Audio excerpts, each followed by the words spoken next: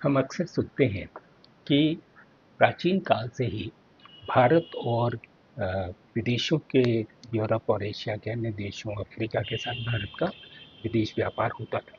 सवाल ये है कि व्यापार कैसे होता था, क्योंकि हमको पता है कि 15वीं शताब्दी में एक वास्को डी गामा जब समुद्र के रास्ते अफ्रीका का चक्कर लगाता हुआ हिंदुस्तान पहुंचा तो उसने एक नए समुद्री मार्ग की खोज की। उससे पहले तक कोई सीधा समुद्री मार्ग नहीं था। तो सवाल है कि जाते कैसे थे। तो दो तरीके थे जो भारत का विदेश व्यापार होता था। एक तो स्थलीय मार्ग से होता था, जिसमें मध्य एशिया, पश्चिम एशिया होते हुए, मतलब इराक, ईरान, सीरिया होते हुए यूरोप तक स्थलीय मार्ग से पहुंचते थे। दूसरा एक तरीका ये होता था कि जो समुद्र में अरब सागर और हिंद महासागर के रास्ते जहाज जो है वो अदन की खाड़ी, सऊदी अरब के बगल से, अरब के द्वीप के बगल से होते हुए अदन की खाड़ी होते हुए रेड सी तक पहुंचते थे और रेड सी के बंदरगाहों पर वो सामान उतार लिया जाता था।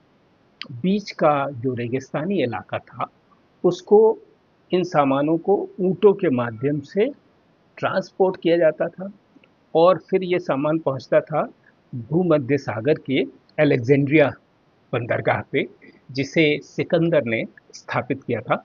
अलेक्जेंडर के नाम पर, सिकंदर का ही नाम अलेक्जेंडर है और उसी के नाम पर भूमध्य सागर के पे एक बंदरगाह शहर था अलेक्जेंड्रिया। वहाँ तक ये सामान जाता था और भूमध्य सागर के माध्यम से फिर ये सामान यूरोप तक पहुंचता था। तो ये पुराना व्यापारिक मार्ग था। 1498 में, 1453 में जब तुर्कों का कुस्तुनतुनिया पर अधिकार हो गया तो यह जो रास्ता था, व्यापार का परंपरागत रास्ता था, वो एशिया और यूरोप के बीच वो बंद हो गया, क्योंकि तुर्कों ने इस रास्ते को बंद कर दिया। और व्यापार जीवन से जुड़ी हुई चीज़ है, रोजमर्रा के जीवन से जुड़ी हुई चीज़ है। इसीलिए हम देखते हैं कि 15वीं शताब्दी में एक से ज़्यादा यूरोपीय देशों से नाविक निकले और उनका लक्ष्य था एशिया में, खास तौर पे भारत से तक पहुंचने के नए समुद्री मार्ग का पता लगाना। और इस क्रम में स्पेन से निकले हुए कोलंबस रास्ता भटक कर 1491 में पहुंच गए अमेरिका।